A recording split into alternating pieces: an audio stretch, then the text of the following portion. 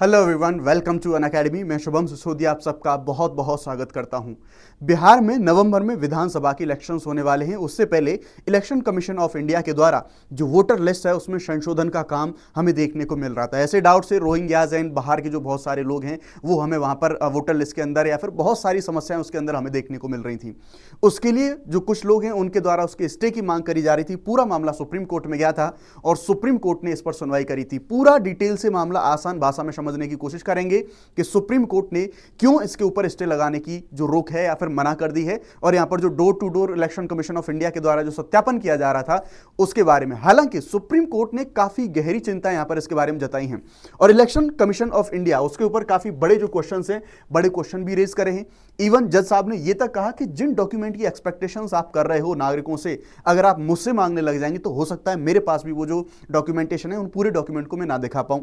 ये पूरा मुद्दा क्या है, इस पूरे मुद्दे को एकदम इजी लैंग्वेज में समझने की कोशिश करेंगे और अभी रिसेंटली सुप्रीम कोर्ट ने इसके ऊपर क्या डिसीजन दिया है, साथ ही साथ 28 तारीख को जो सुनवाई होने वाली है उस बीच में क्या सारी प्रोसीडिंग्स चलने वाली हैं बिहार में इस वोटर लिस्ट की अपडेशन से संबंधित, उन सभी चीजों को जानने की इजी भाषा में समझने की हम यहां पर कोशिश करेंगे।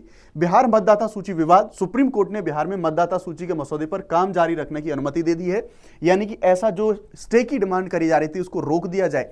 बिल्कुल ऐसा कोई स्टे नहीं दिया सुप्रीम कोर्ट ने, सीधा बोला है कि आप डोर टू डोर जो भी आप सत्यापन का काम कर रहे हैं उसे करते रहें। लेकिन यस, जो कुछ डॉक्यूमेंटेशन की बात करी थी, जो यहां पर बोला जा रहा था पहले कि आप केवल आधार कार्ड को ही आप एक पहचान पत्र के तौर पर मानेंगे, ऐसा बिल्कुल जरूरी नहीं है। सुप्रीम कोर्ट ने यह कहा है कि आधार कार्ड के साथ साथ आपका जो राशन कार्ड है, साथ ही साथ जो वोटर आईडी कार्ड है, उनको भी आप एज अ प्रूफ या फिर एक आईडी के तौर पर, एक पहचान पत्र के तौर पर अगर इलेक्शन कमीशन ऑफ इंडिया चाहे तो उनको रिकॉग्नाइज कर सकता है। ऑल्दो उनको डिनाई भी कर सकता है, इलेक्शन कमीशन ऑफ इंडिया के ऊपर छोड़ा है। साथ ही साथ इलेक्शन कमीशन ऑफ इंडिया से बहुत सारे क्वेश्चन भी पूछे हैं, बहुत सारे उसके ऊपर क्वेश्चन मार्क लगाए गए हैं। क्यों? क्योंकि इस नागरिकता को साबित करने की जिम्मेवारी जो नागरिकों के ऊपर छोड़ी है उस पर काफी गहरा कंसर्न है, वो सुप्रीम कोर्ट के द्वारा जताया गया है। क्या है पूरा मामला, आइए यहां पर जानते हैं। अगली जो सुनवाई है इस मामले में 28 जुलाई को होनी है, लेकिन अभी सुप्रीम कोर्ट ने क्या कहा है उस बारे में हम बात करेंगे और अभी हाल फिलहाल में कौन सी कंडीशन जारी रहनी है उसके बारे में बात करेंगे। तो जो विशेष पुनरीक्षण का काम सुप्रीम कोर्ट पर चल रहा है, सुप्रीम कोर्ट का इलेक्शन कमीशन ऑफ इंडिया को जो बोला गया, कहा कि हमें काफी गहरा संदेह है आप लोगों ने जो प्रक्रिया को जो निर्धारित किया है उसके ऊपर, और कुछ जो डायरेक्शंस हैं उन डायरेक्शंस के बारे में हम यहां पर बात करेंगे। क्या मामला हुआ है एकदम शुरुआत से स्क्रैच से समझने की कोशिश करेंगे सो दैट आपको पूरी अंडरस्टैंडिंग हो। 24 जून 2025 ये समय था, इलेक्शन कमीशन ऑफ इंडिया ने बिहार की जो वोटर लिस्ट थी उसमें एसआईआर प्रक्रिया शुरू करी, यानी कि विशेष गहन पुनरीक्षण प्रक्रिया ऐसा शुरू करने का आदेश दिया। उसमें यह भी था कि जो बाहरी लोग हैं वो भी वोटर लिस्ट के अंदर आ रहे हैं उनको एक्सक्लूड किया जाए, या फिर अवैध मतदाता हैं उनको एक्सक्लूड इसके अंदर से किया जाए। लेकिन यहां पर खतरा एक जो बन गया कि जो जेन्युइन वोटर्स हैं उन जेन्युइन वोटर्स के अपनी नागरिकता को साबित ना कर पाने की वजह से, डॉक्यूमेंटेशन के अभाव की वजह से ऐसे लोग भी वोट करने से बाहर हो रहे थे। वही कंसर्न यहां पर सुप्रीम कोर्ट के द्वारा जताए गए हैं। इसका उद्देश्य यह था कि नवंबर 2025 में जो हमारे इलेक्शंस होने वाले हैं विधानसभा के, उससे पहले जो वोटर लिस्ट है उस वोटर लिस्ट को अपडेट करना। क्या है पूरा मामला, तो यहां पर निर्देश में क्या थे, दरअसल इलेक्शन कमीशन ऑफ इंडिया ने क्या निर्देश दिए थे, तो जिन लोगों का नाम 2003 की वोटर लिस्ट में नहीं है उन्हें नागरिकता के दस्तावेज जमा करने होंगे, ऐसा यहां पर बोला गया था इलेक्शन कमीशन ऑफ इंडिया के द्वारा। और दिसंबर 2004 के बाद जन्मे जो नागरिक हैं उनको अपने माता पिता के जो नागरिकता प्रमाण है वो प्रमाण भी देने होंगे, और इस नागरिकता को साबित करने का पूरा भार नागरिकों के ऊपर डाला गया था।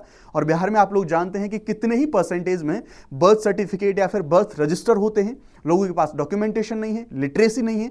अब जो वास्तव में नागरिक हैं वो भी वोट कैसे डालेंगे, ऐसा क्वेश्चन खड़ा हो गया वहां पर काफी ज्यादा। यदि किसी माता पिता की विदेशी नागरिकता है तो उनके पासपोर्ट और वीजा की प्रति जन्म के समय भी देनी होगी, यानी कि इतना स्ट्रिक्ट जो प्रावधान है वो प्रावधान दिया गया। अब इन्हीं सारी चीजों को चैलेंज करा गया और पीआईएल यानी कि बहुत सारी जो याचिका हैं वो सुप्रीम कोर्ट के अंदर गई। क्या बोला गया, क्या डिमांड करी गई, तो याचिकाकर्ताओं ने कुछ आपत्तियां लगाई और कहा कि कई इसमें विपक्षी नेता भी थे, सांसद थे, एनजीओ थे, और एनजीओ में मेजर जो रोल प्ले कर रहा है वो है हमारा एडीआर यानी कि एसोसिएशन फॉर डेमोक्रेटिक रिफॉर्म्स। उन्होंने सुप्रीम कोर्ट में पीआईएल दायर करी। उन्होंने कहा, उनके मुख्य आरोप क्या थे, तो उन्होंने कहा यह प्रक्रिया जो इलेक्शन कमीशन ऑफ इंडिया अपना रहा है वो मनमानी है, अविवेकपूर्ण है, कोई तर्क नहीं है उसके पीछे, और जो वास्तविक मतदाता हैं उनको बाहर कर दिया जाएगा। क्यों? क्योंकि यहां पर डॉक्यूमेंट की बात करी गई है कि जो इंसान डॉक्यूमेंट अपने प्रूफ कर देगा वो इंसान वोट डाल पाएगा। अब बात तो ये भी आ रही कि अगर आप ऐसी बात करने लग जाओगे तो नागरिकता के ऊपर भी बड़ा प्रश्न यहां पर उठने को देखने को मिलेगा। कई लोगों की नागरिकता भी खतरे में आ सकती है ऐसी चीज। हालांकि यहां पर हम सिर्फ वोट वाली बात है या वोटर लिस्ट वाली बात है, वहां पर हम कंसंट्रेट करेंगे। तो यहां पर ये काफी ज्यादा अतार्किक इसको बताया गया। बिहार जो यहां पर राज्य है वहां पर डॉक्यूमेंटेशन बहुत मुश्किल है। 3 करोड़ से ज्यादा जो मतदाता हैं, जो एक्चुअल वोटर्स हैं, इस प्रक्रिया के माध्यम से 3 करोड़ लोग वोट डालने से बाहर हो सकते हैं, क्योंकि आप जानते हैं बर्थ रजिस्टर नहीं होता प्रॉपर, इतना डॉक्यूमेंटेशन नहीं होता, शिक्षा नहीं है इतनी, अवेयरनेस इतनी नहीं है, लोगों को ये नहीं पता कौन से डॉक्यूमेंट चाहिए, कैसे अपने आप को रजिस्टर कराना है, और उन्हीं के ऊपर अब भार डाल दिया गया कि आप अपनी जो नागरिकता है या फिर आप अपनी जो वोटर लिस्ट है उसको आप साबित करिए, तब जाके आप वोटर लिस्ट में आपका जो नाम है वो नाम देखने को मिलेगा। 3 करोड़ लोगों के ऊपर खतरा आ गया इससे। अब हम ये संवैधानिक जो कुछ जो एडीआर है, एडीआर के द्वारा यह बोला गया कोर्ट के अंदर कि अगर ऐसा किया गया तो बहुत सारे लोगों के नागरिक के जो अधिकार हैं उन अधिकारों का उल्लंघन हो जाएगा संविधान के अनुरूप। जस्ट फॉर एग्जांपल आर्टिकल 326 है, ये वयस्क मताधिकार के आधार पर मतदान का अधिकार की बात करता है, इसका वायलेशन होगा जो लोग लिस्ट से बाहर चले जाएंगे। आरपी 1950 धारा 21(3) ये विशेष पुनरीक्षण केवल उचित कारणों के साथ किया जा सकता है। अब उचित कारण क्या है वही निर्धारित किए जाने हैं कि क्या ये उचित हो रहा है कि नहीं हो रहा। अगली जो सुनवाई है वो 28 जुलाई को होने वाली है। आधार अधिनियम की धारा 56 क्या कहती है? आधार का उपयोग अन्य कानूनों की संगति में होना चाहिए, ये नागरिकता का प्रमाण नहीं है। यानी कि ये सारे के सारे हमें संवैधानिक मुद्दे देखने को मिल रहे हैं। साथ ही साथ जब फंडामेंटल राइट की बात आती है तो 14, 19, 21 और आर्टिकल 325 समानता, स्वतंत्रता, इनमें चुनावों में बिना भेदभाव के निश्चय से जुड़े जो अधिकार हैं, अगर वो सब लोग इस लिस्ट से बाहर हो गए, जो जेन्युइन नागरिक हैं उनको वोट डालने का अधिकार है, इन सभी अधिकारों का उनका वायलेशन हमें यहां पर देखने को मिलेगा। अब देखते हैं सुप्रीम कोर्ट में हाल फिलहाल में जो अभी सुनवाई हुई है वो सुनवाई क्या हुई है। तो दरअसल याचिकाकर्ताओं की कुछ जो दलीलें हैं उन्होंने अपनी दलीलें दी और उन्होंने कहा कि जो आधार राशन कार्ड को अस्वीकार करना उचित है, यानी कि आप जो नागरिकता के प्रमाणों की बात कर रहे हैं वोटर लिस्ट में अपना नाम देने के लिए, और आप जो रिजेक्शन कर रहे हैं कि जो आधार कार्ड है, राशन कार्ड है, उसको अस्वीकार अगर आप कर रहे हैं, ये अनुचित है, ऐसा नहीं करना चाहिए। इलेक्शन कमीशन ऑफ इंडिया को नागरिकता सिद्ध करने का बोझ नागरिकों पर डालना असंवैधानिक है। क्यों? क्योंकि नागरिकों के पास डॉक्यूमेंटेशन ही नहीं है। अब डॉक्यूमेंटेशन, अवेयरनेस, अशिक्षा, उसके अभाव में वो वोटर लिस्ट से ही बाहर हो जाएंगे। 2003 को कट ऑफ वर्ष बनाना मनमाना है, मनमाने तरीके से बना दिया है इसको कट ऑफ वर्ष, और पूरा जो लीगल प्रोसीडिंग है वो कानूनों के विपरीत है और व्यापक वंचन। जैसा मैंने आपको बताया, लगभग 3 करोड़ जो नागरिक हैं वो इस पूरे के पूरे प्रोसेस से वोट डालने से बाहर हो सकते हैं। ये तो था हमारा जो याचिकाकर्ता थे उनका तर्क। साथ ही साथ एडीआर यानी कि एसोसिएशन फॉर डेमोक्रेटिक रिफॉर्म्स जो हमारा एनजीओ है उसके द्वारा भी कुछ यहां पर तर्क दिए। उन्होंने कहा देखो भाई, बिहार में गरीबी बहुत है, अशिक्षा है, दस्तावेजों की कमी बहुत आम है। ये प्रक्रिया जो गरीब हैं, ग्रामीण हैं, हाशिए पर खड़े समुदाय हैं, उनको सबसे ज्यादा प्रभावित करेगी। यानी कि गरीबी है, अशिक्षा है, वो लोग तो वोट ही नहीं डाल पाएंगे, वो लोग इतने ज्यादा प्रभावित होंगे इस पूरी की पूरी प्रक्रिया से। अब यहां पर जब बात आई इलेक्शन कमीशन ऑफ इंडिया, उसके ऊपर आरोप लगे तो उसने भी अपना एक पक्ष रखा। जैसे उसके ऊपर आरोप लगाए गए थे कोर्ट में, तो उसने भी अपना पक्ष रखा। अब उसने क्या कहा, आइए उसका भी तर्क जान लेते हैं। 2003 को जो कट ऑफ वर्ष माना जा रहा है, उनका कहना है कि भाई वो ऐसी बात नहीं है, वो अतार्किक नहीं, वो तार्किक मामला है। क्यों? क्योंकि वो एक गहन रिवीजन का परिणाम था, इसलिए हमने इस वर्ष को निर्धारित करा गया है। साथ ही साथ आधार कार्ड है वो नागरिकता का प्रमाण नहीं है, इसलिए इसे स्वीकार नहीं करा गया है। ऑल्दो अभी सुप्रीम कोर्ट ने यह कहा है अगर इलेक्शन कमीशन ऑफ इंडिया चाहे तो वो राशन कार्ड को और आपका जो वोटर आईडी कार्ड है उसको एज अ प्रूफ मांग सकता है, उसको रिकॉग्नाइज कर सकता है। ठीक है, हमें पहले प्रक्रिया पूरी करने दें, आप बाद में रोक सकते हैं। यहां पर वकील द्विवेदी हैं, उनके द्वारा बोला गया। याचिकाकर्ताओं की जो पात्रता है उस पर सवाल उठाया गया। एडीआर और जो अन्य याचिकाकर्ता हैं वो सीधे प्रभावित नहीं हो रहे हैं। कोर्ट ने इस दलील को पूरी तरह से खारिज कर दिया था। हालांकि ना सुप्रीम कोर्ट ने क्या टिप्पणियां करी हैं अभी फिलहाल में जो पूरी सुनवाई हुई है उसमें, और 28 तारीख को तो सुनवाई होनी ही होनी है, लेकिन अभी के लिए सुप्रीम कोर्ट ने कुछ गहरे कंसर्न्स रेज करे हैं। वो क्या है? तो एसआईआर प्रक्रिया पर रोक नहीं लगाई है कि जो डोर टू डोर जाके विशेष अध्ययन का गहन जो पूरा रिवीजन किया जा रहा है वो कर सकते हैं, वो कंटिन्यू रहेगा, वो इलेक्शन कमीशन ऑफ इंडिया करता रहेगा। लेकिन इलेक्शन कमीशन ऑफ इंडिया को आदेश दिया है, आधार कार्ड रहा, राशन कार्ड रहा और ईपीआईसी यानी कि मतदाता पहचान पत्र रहा, इन दस्तावेजों की सूची में शामिल करने पर विचार किया जाएगा।